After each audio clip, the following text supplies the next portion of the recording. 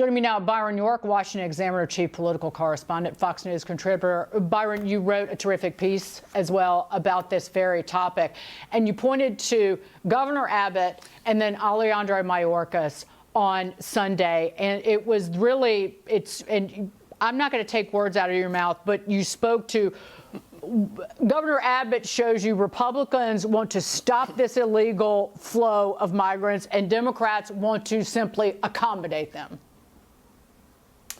That's what's going on. There's a fundamental difference between the way Republicans and Democrats react to this crisis with millions crossing the border illegally. When the president arrived in Texas, Governor Abbott was there to personally hand him this letter.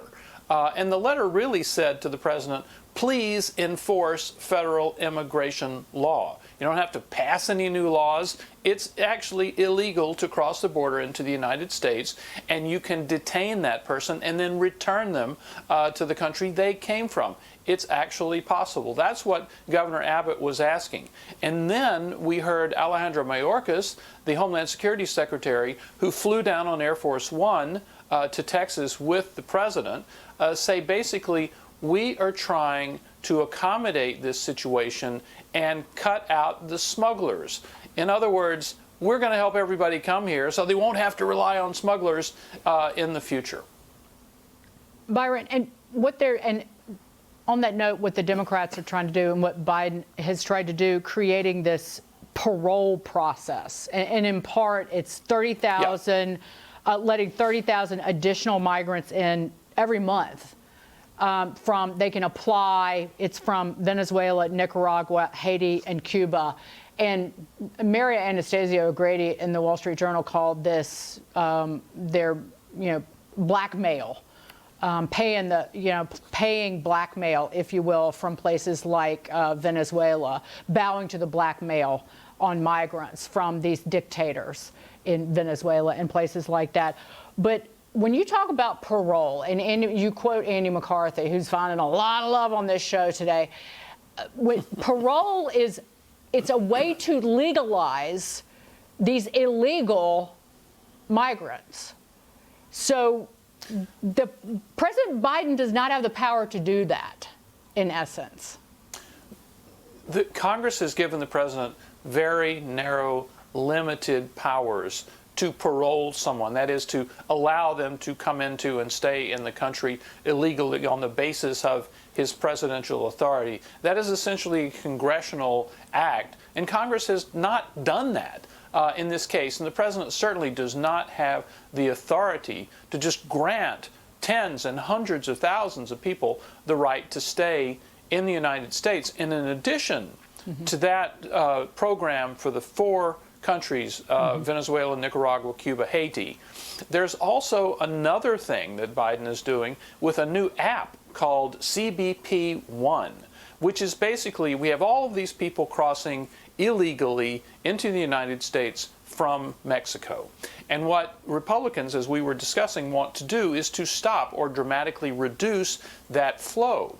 But since Democrats want to accommodate it, they have come up with an app that would-be illegal border crossers can load onto their phone and make an appointment to cross into the United States. Just tell us ahead of time and we'll be ready to let you in. And then the person can go through some processing and then be on the way to Columbus or Akron or San Diego or Denver or anywhere. So there are these two things going on. There's this new parole system for those four countries you mentioned, and there's also the app in which the United States basically allows anyone to just come into the United States. Just let us know and we'll be ready for you. Byron, it's insanity. And don't the Democrats care about the low labor participation rate, particularly among men, legal residents in the United States who are not college educated, and the lack of wage gains? And this is all hurt by illegal immigration. Doesn't the left, the Democrats, the progressives, have a heart for that? Well, I think you have to watch Democratic political campaigns, especially in primaries. And, in the last presidential primary, the one Joe Biden won, there were 20-something candidates, and it was a bidding war. Each of them proposing a more liberal border policy than the next. And Joe Biden promised and delivered a moratorium on deportations for a while.